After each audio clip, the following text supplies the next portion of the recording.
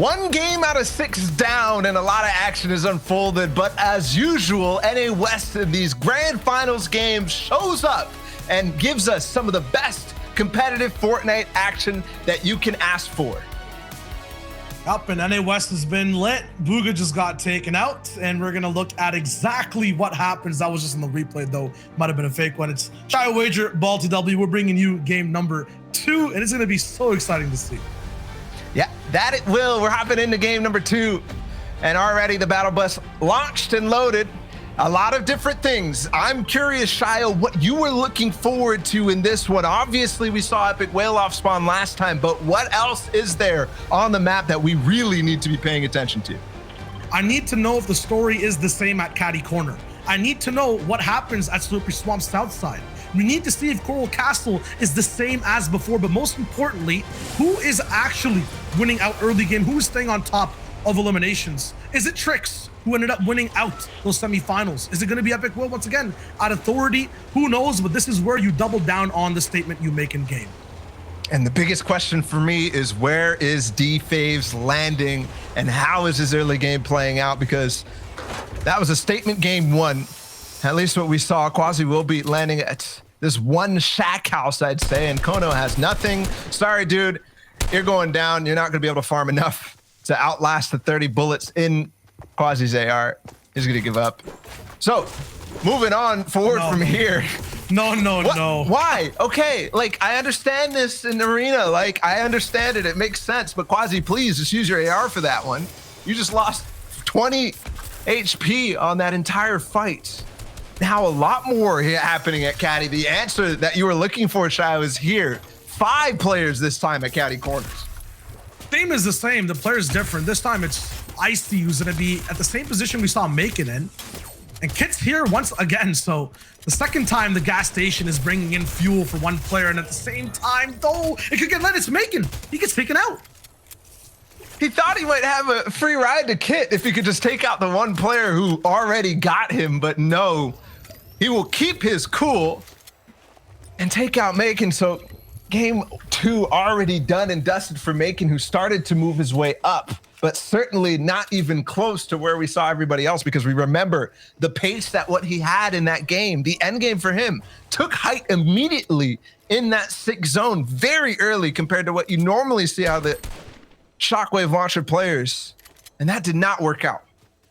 And now a new question kind of gets raised from the Caddy Corner storyline, right? How is this game going to sound as a music track? Now, bear with me here, right? Last game's conductor was Macon. He had the Shockwave launcher. He played very liberally with his materials and didn't really dictate what people got to do in the lobby. He got taken out. This time, it's Icy, who has the card, has the launcher and the shotgun. Will he make early game kind of crazy at Caddy and go straight for the vault? Will he dip out like Macon did before? And how does an end game with Cool Penguin 48 look? In the bottom left is a replay of Justice on Adebo winning his off-spawn fight. Looks like a low material fight at the Orchard. Meanwhile, Tricks in a fight against Adity, and we saw Adity get taken out in that 40R Storm engagement. They will engage wall to wall. And a crash pad in from the side too. Definitely not gonna be able to contend with, but okay, Adity. And he will dance on that, deserved, because that was a ballsy play from the other side to crash pad in from the side.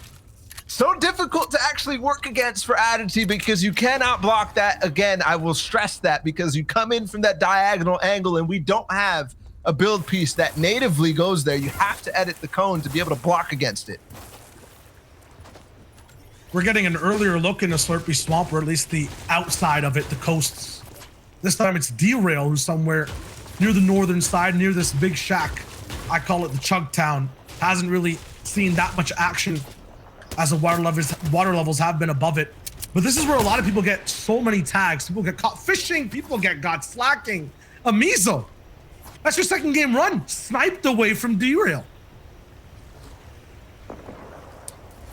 Story's ending before they begin. If it was last month, I might say there's certainly a big chance of coming back, and there sure still is.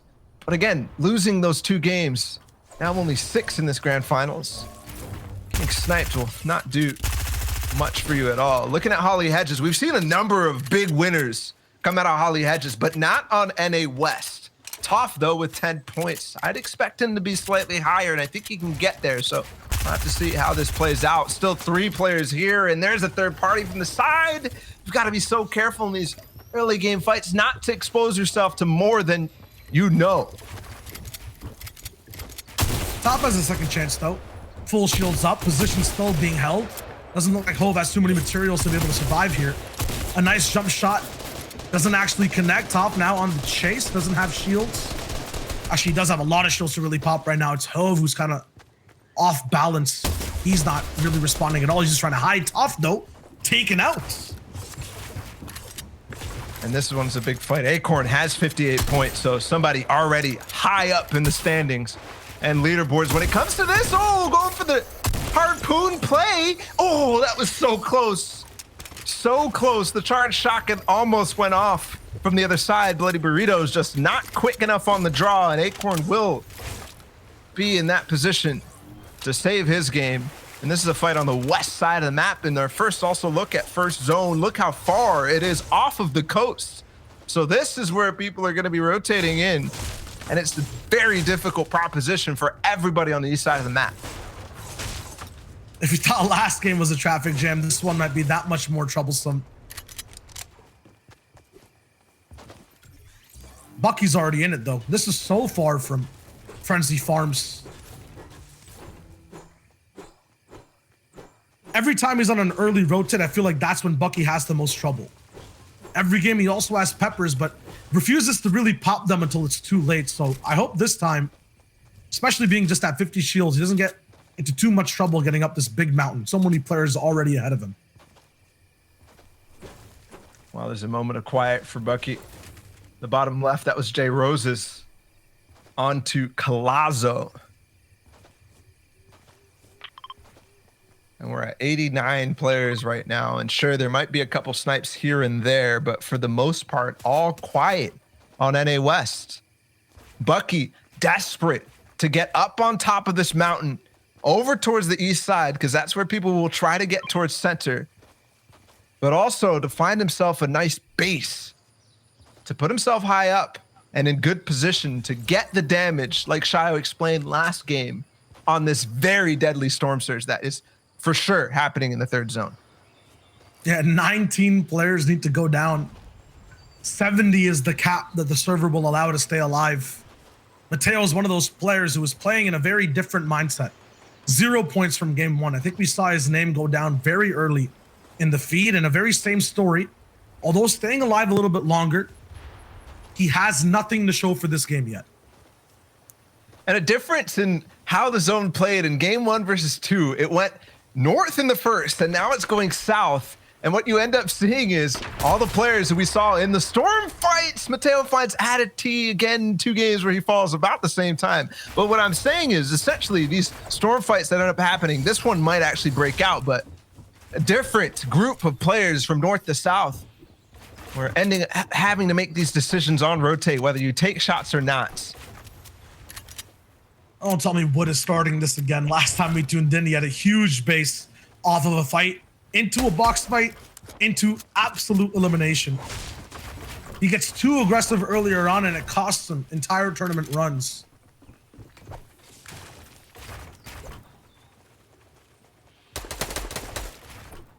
That awkward moment when you base up on top of somebody and neither side really wants to move. At least Mateo is making the effort, and now with the third party of Frist, should be A-okay, though I'm wondering why he's running back so many times. At first it was like, okay, he's just getting the mats that he spent, but at this point I'm confused.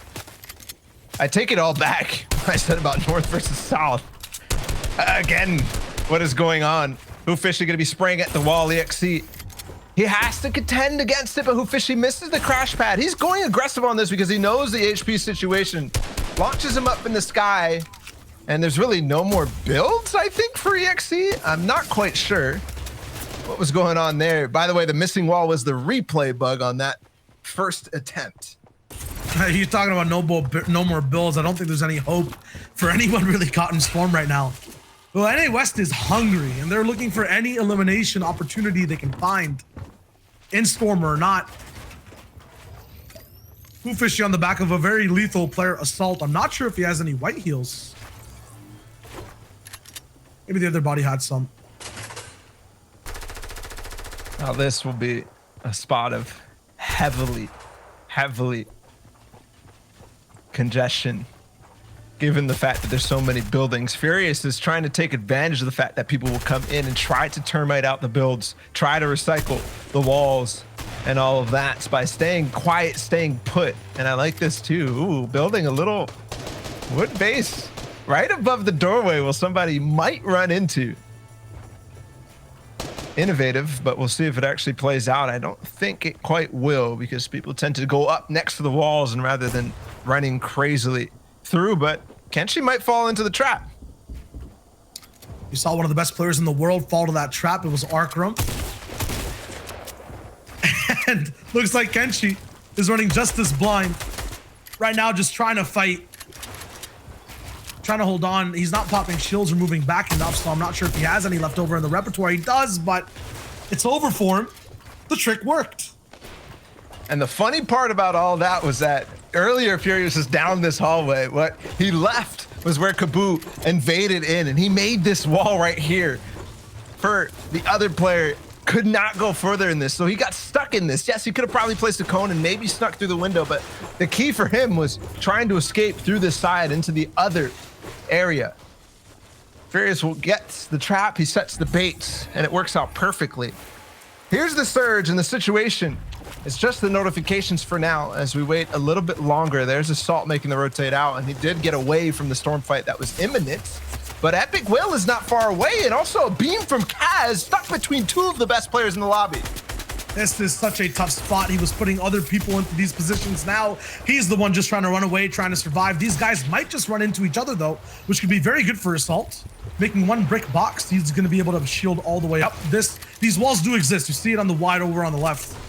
Just a little bit of a hiccup on the replay in general, but 0 eliminations, no placement this game. Above Surge, but out of time. So 2 players have gone past, but they will be waiting for Assault once he hits this rotation. Frist is also swimming by, so Assault could pick up something here in terms of damage. But I'm pretty sure Frist knows he's not a stranger to playing in these stacked lobbies. Just a note, by the way, the Frist that plays in the NA West Grand Finals is not the same Frist on NA East. An imposter, I think. The one that we know from Grand Finals over and over and over, who played so well in the Invitationals. It's not the same guy. So keep that in mind, though. Assault will still hunt, no matter who it is. He wants to find an Elim because it's so important. The damage is in. Oh my goodness, melted. Just melted, completely obliterated by the submachine gun of Assault, and that's what he needed. The mats from Frist will bring him back into this. Now max brick, max metal. Just got to get back in terms of wood. And there's plenty of that all around. And it seems like the wood is doing the elimming as well.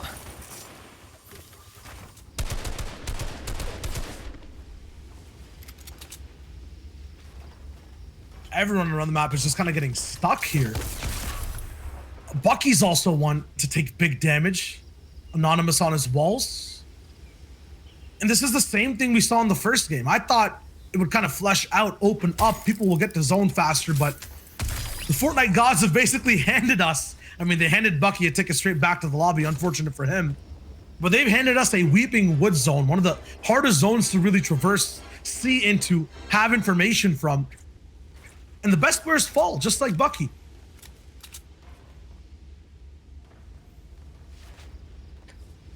This is a fight that could have broken out based on Surge, but also players taking advantage of that timing for Surge.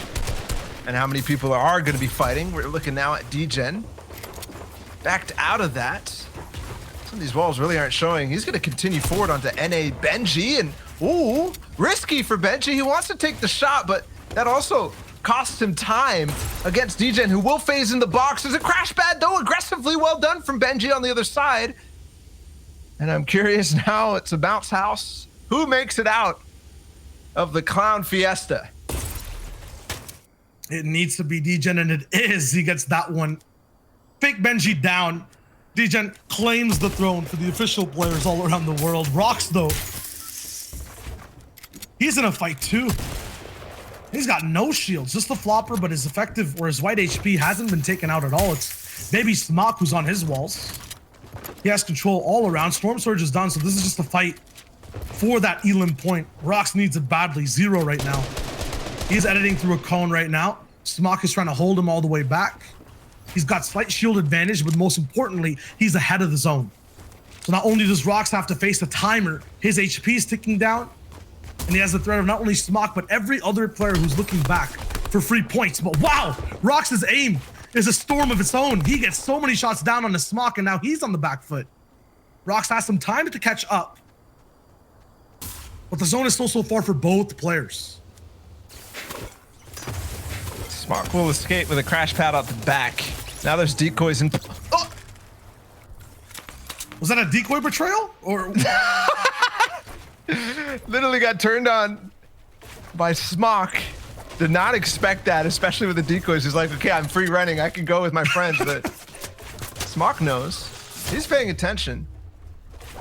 But like you said, has to contend with the rest of the lobby. Thankfully, he breaks the line of sight on a lot of these guys who've already moved deep into the slippery swamps. We're gonna have a lot of congestion on the south side. Oh, you've got to be so careful. I know the barrels are tempting, but this zone will start ticking hard if you're not careful. Everyone here is free. These guys are free from the commotion. Anyone on grass right now is pretty much chilling. 40R Storm very close to the next zone, but just focus on the mini map on the bottom right. Look at Slurpy Swamp. Look at the congestion. And this is through hard built walls. They're not player made, they're server made. So you can't really see through them at all. Natural ones occurring. Everyone on the north is kind of in a little better spot. They have some room to breathe. But I'm curious as to how these guys are going to make it in the zone. Important for them, all the players in Slurpy are lucky that zone did not land on 40R Storm, Lux Out, and Cool Penguin right there. And they will have to move towards that bridge because they would have been in prime position to hold every single one of them, especially with the added fire of everybody on the bridge right here who is in zone. 40R Storm will have some trouble, thankfully, as the crash pads, and chooses wisely to use it early on this one to get in before that bridge starts to activate in their lobby focus. Oh God. Daddy P's right above him. Where is Faves, by the way? Very important to know where he is. 40R Storm is in second place at 75 points. Fury is still up. Where's Jack? And also Turtle Tavern. Doesn't matter where they are, because the biggest thing right now is what's going down at Slurpy Swamp. Everyone has rotated who wasn't there ahead of the people who already need to get in. There's Jack. He's still on the outside. He's not in just yet. 40R is trying to survive, has one shot onto Daddy P. He gets taken out. Moni has to stay on defense. So many people just on the line, barely trickling in. That one blue arrow you see in the middle, I think is Epic Whale. Just surviving when everyone else is in a box fight of their own, if not side by side like 40R and Jack, who are basically fighting second and third place on the leaderboards in their boxes. It'll be like Cool Penguin and Nanolite, who are just side by side. Cool Penguin has that shockwave launcher too. So this man is in position to take out the top three right next to him, or at least get way away from them, depending on where the next zone comes in from. Person we haven't talked about too much, Avery, is also moving through. A lethal man if you get on his bad side in game. And he's the one who took the space, I believe, left by Arkram, landing now over at Rickety Rig. So if there's anyone who's the heir supreme, it will be Avery, and he will jump into the box with salty speeds and not quick enough to contend with Avery right now. Ooh, good play from Avery to retake that wall in front of him. Look how far he is though. These are awesome fights, and I feel like he can win every single one, but Zone is on the opposite side. But he has two pads too, so don't worry about this rotation, I think, for him, especially with the mats now. Got to be careful this fight. Baka's not paying too much attention. I think he's gonna reload that though, and yes, still a slurp fish on the ground. It's potential for Avery to actually work through this And Baka's gonna leave it. So that's Avery's cue to go in. And I don't think he grabbed what he wanted. The hunting rifle is what actually came out. And he already has a sniper. So I think time's up. I think he's got to launch now. Knifer right above him too. It's time though to go straight to the circus, and the game we're gonna be playing on the boardwalk is a shooting gallery. Everyone's gonna have to launch pad. Look how fast those arrows are moving on the bottom right. Yes, Fratby, he's concerned with Newell, but everyone is just shifting into zone. They're gonna be right on top of each other. Fratby takes this time to actually get height. An RPG, Newell, there's no way, it's too close. He has to switch over, and he drops down. So close for Fratby there. He's got to launch too. He can move out. Suddenly though, in the matter of seconds, the whole lobby is now on top of each other. We saw Knifer go down in the feed. He's somebody who got the recipient of the shockwave launch from the last game, thankfully. But in 5th place, he will fall now, not making it to the placement at all. Like you said, though, so much else is playing out in front of us. I'm wondering how Fratby will move forward. A chance for him at redemption after the first game, only getting 14 points. Less so, even only 9 points. This is a game of the night, I would say. It's completely pitch dark for anyone on a low ground box. Trees are in the way. Technically, it's nighttime in this game too, right? Like, it might be silent, like, it's seriously. And everyone, in effect, should be quiet, but they're just trying to grasp onto something. Fights are breaking down everywhere. You ask for Fabs. He's all the way on height. He's got control. That he does, and Fratby controls Quinn too. With an RPG. We'll take him out. That's 2 for him. Don't forget Epic Whale still in this. Kaz too. Big one, 40R Storm, is how did he end up in this? Because like we've been saying, he had a difficult way to get back into zone, but for him, he was activated in the last game. Got to see if he can carry that over into game 2, because that's where he fell short in the first month of DreamHack. Now things are way too fast to react to. Crash pads everywhere. We're on the backside of the storm. Nanolite will be the one to try to find something. What a good position he was in, but everyone just bounces straight by. Cool Penguin now has height. We know he has that shockwave launcher, so using it already, affecting Wavy Jacobs' game and Oliver OG. 2 big heat and semifinal players. He's all the way on the backside though, won't have that much control anymore. Avery is bouncing by. Hoofishy's already boxed up in the front. Furious right beside him. It's Nano, who we're focusing on though, who's making his own rotation, but is almost out of mats and surely going to run out of mobility. That he will. Still 3 crash pads though. We'll get him across the 7th zone at least. Jack in a rough spot down low. Tatai now in the game and active. Midi's still up too. The bounce pads continue. Defames is still up. Nanolite will pressure. Oh, a player gets in his box though when he reacts. Oh, it breaks out as well. Thankfully, he does not take any damage at all, but infected that one. I think he might have gone out in the zone. So Nanolite still potentially has a way to finish that off. And now we have to wait till the server catches up for this one to see where the positions are in this 8. Regardless of where the players are, the floor is lava. Down below, there's a river, unnatural low ground. No one wants to drop below. Cool Penguin will have that life raft to stay high as much as possible. Midi, though, is drowning. 5 HP. Yes, he has all the builds he needs, but he needs to resurface. He needs to move up. It's so close. Penguin up on height gets a big shot onto wood as Midi shields up. And look at the difference between Penguin's play as Midi gets dropped in on and make it in the last one. The shockwave launcher ended up not lasting. Midi gets it, yes! The shockwave launcher up above right now for Cool Penguin is being used so much more efficiently, jumping ahead of zone, staying on height and not spending materials, which he will need as these players come out of zone with floppers abound to contest him on height. What's happening? So many players are still alive as we're moving into the 8th zone ending over here. Oliver OG, Wrigley, Assault just holding on by a thread. Cool Penguin, though, has not been touched. And Midi somehow is still in the fray. Another one for Penguin, a big shot that claims another life, and he gets more rockets to stay on height and win out this game. Assault, though, is waiting right below him. He's trying to find a way on the height himself. Hoofishy battles Newell down on low ground. Midi and Penguin get ready for the next portion of this game. Who will reign forward? 16 players left alive. Assault could have big impact, but Midi looks like he wants to go up. Oh my goodness, a crash pad play to take it. And Cool Penguin does not have the materials, but again, he might shockwave up to contest against Midi. And he does knock him all the way out. A lot of shockwave done, but he gets all the way out to zone. He flies, has to play low ground here and join Epic Whale. 104 points and 1 elim for him, but very low HP. Is it the same story as before? A glider, low ground, big shots, easy cleanups? Epic Will could have another big performance towards the end of this game. Yes, no AR ammo, but he doesn't need that when he's close and personal box to box. He's still trying to also dive from low ground. Newell, though, big three-piece onto Avery and more. He gets so many points there. Epic kind of struggling to get the last shot off box to box. 7 people left. He's looking to make it a top 5. Bamboozle gets him, though, as Penguin cleans it up and gets the match to just hold on.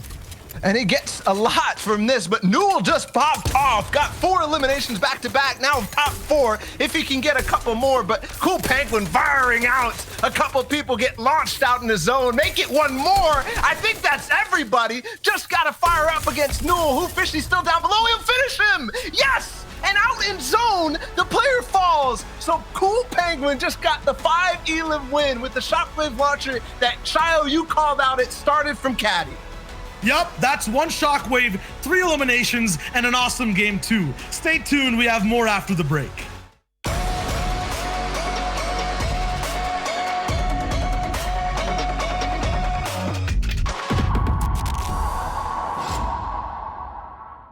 All right, guys, it's break time, and that means it's time for Clipmania, my first time. And we're going to basically be looking at some clips from DreamHack and figuring out, trying to memorize all the details in here and then answer the question at the very end. So I saw Shio and Sundown do pretty good at this. Hopefully I am just as good.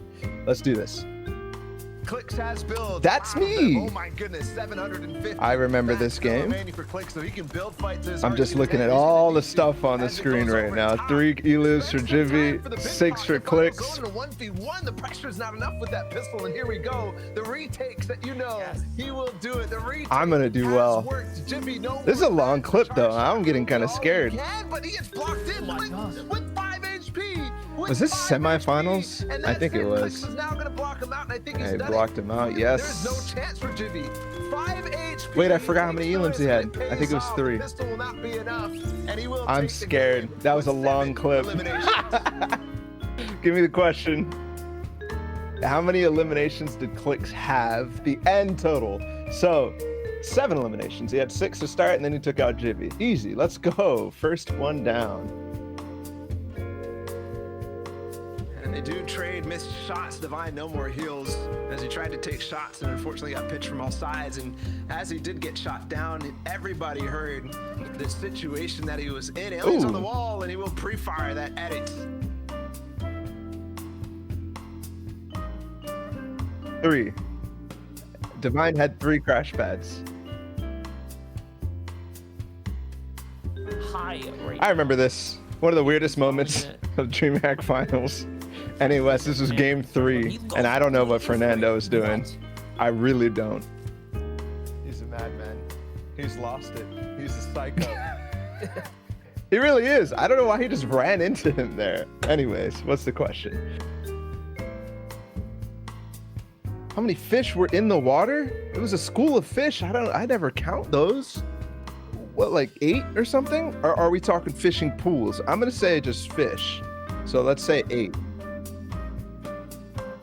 Dang, it was only 3? Okay, well, last one, let's do this. The western portion of the map hasn't gotten any love today.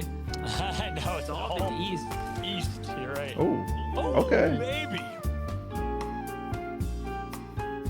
Dang, I remembered so many things. Just not that. I think the guy had an X in his name or something. I have no clue. I'm terrible with this. 78 rotary. Okay, yep, I remember now. Popped up in the feed. Well, guys, hopefully they use the clips where I guessed them all correctly, and most likely that won't be the case regardless. That was fun. That was Clipmania. We got some more Fortnite action coming up right after this.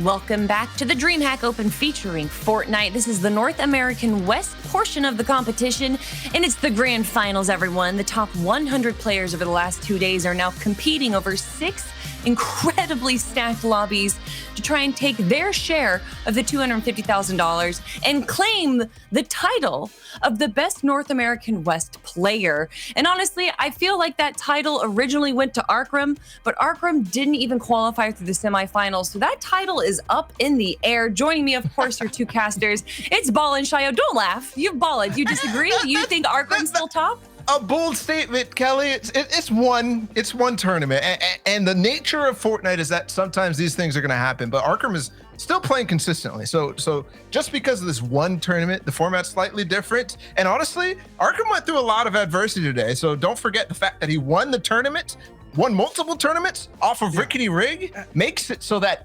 everybody's going there. So I had a rough time in semifinals. I have to give it to him. Still up there in terms of the title, but you're right, up for grabs in this tournament. I like it. I like where Kelly's coming from. It gets a little bit spicy, right? You get these players with fires underneath them, just trying to get that invisible trophy, basically, of Arkham's that he holds right now. There was definitely some fire underneath these players. We got to see some incredible plays in game number 2 here. Let's actually pull up the highlight reel so that you guys can check out some amazing frags that we got to see.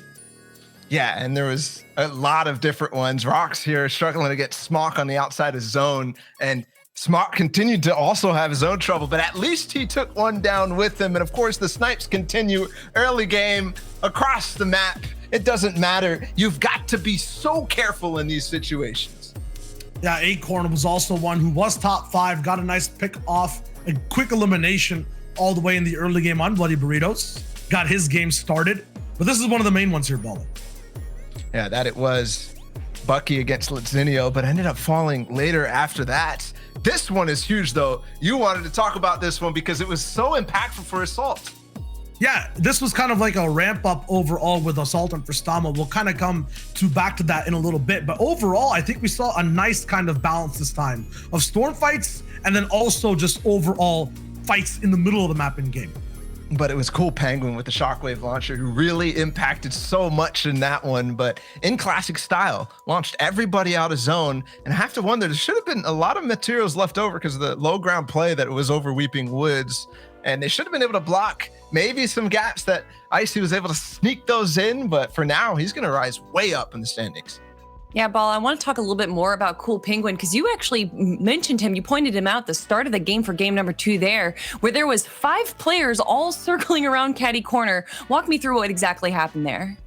Yeah, it felt like an opens game. It felt like a semifinals game. The amount of people here, but importantly, was trying to make something work on the kit because he had that Shockwave launcher, had the charge shotgun there, and hoping that Cool Penguin on the back foot was going to be low, was going to have something worried about it. But my thing with that clip in particular is that this is going to happen again and again and again. Caddy had 4 people, maybe 5 in that game where it started off with only 3. So you have to wonder if this type of style is going to continue and if Cool Penguin can actually continue to capitalize on the kit loot. Yeah, Shayo, something that you wanted to talk a little bit more about as well was that Assault killing Frist. Let's look a little. Yeah, it was just basically how these fights are ramping up and playing out and when they actually finish out too. A lot of the times these guys are getting tags on each other, sometimes not, but it's very rare that we see these 200 pumps happen this often. In especially your grand finals, right? We saw some crazy 210s from Assault right there. We saw some crazy things happen last game too, especially end game with Epic Whale on the back wall trying to survive. So I feel like we'll be seeing a little bit more of that. Right now, NA West is just an awesome region to watch.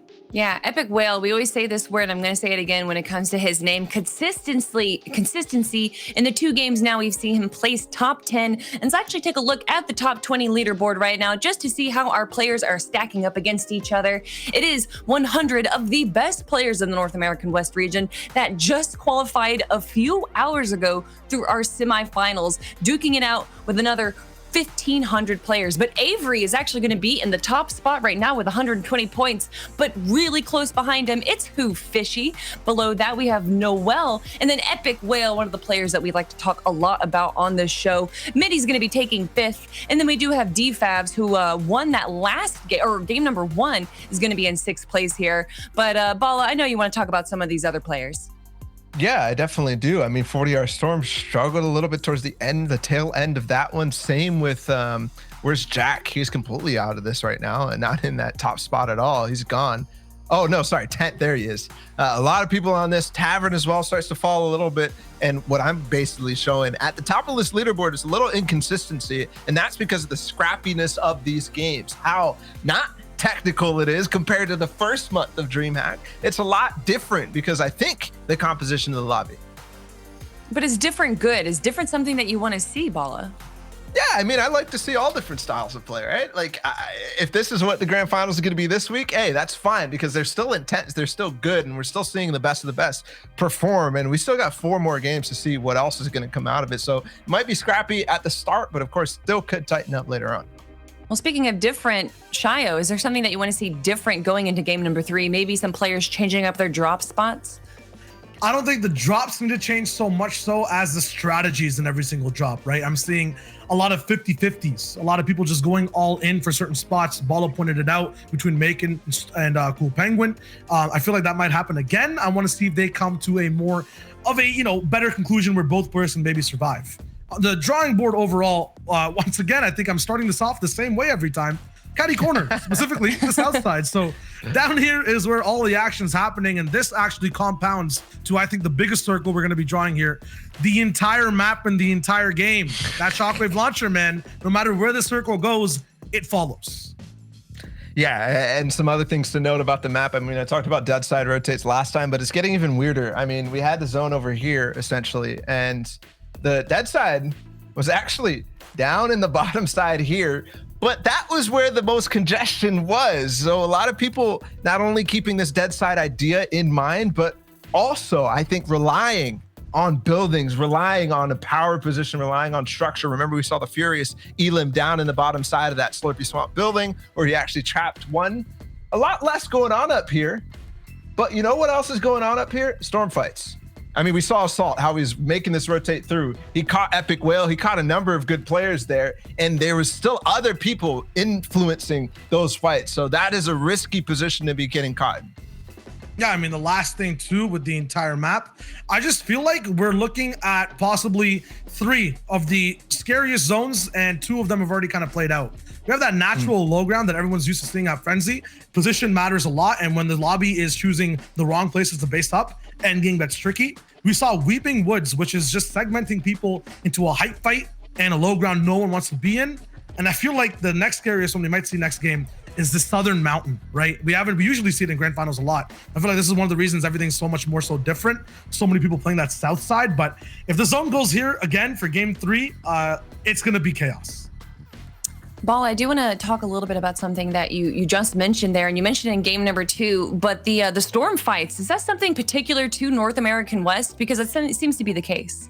It used to be. I think that reputation kind of went away, but this tournament certainly showing a couple of different players are keen on fighting in zone and keen in fighting in awkward positions, maybe due to, again, the composition of the lobby. But yeah, NA West was known for that, but also transitioned into a much more passive playstyle, which is why we're seeing these huge surges.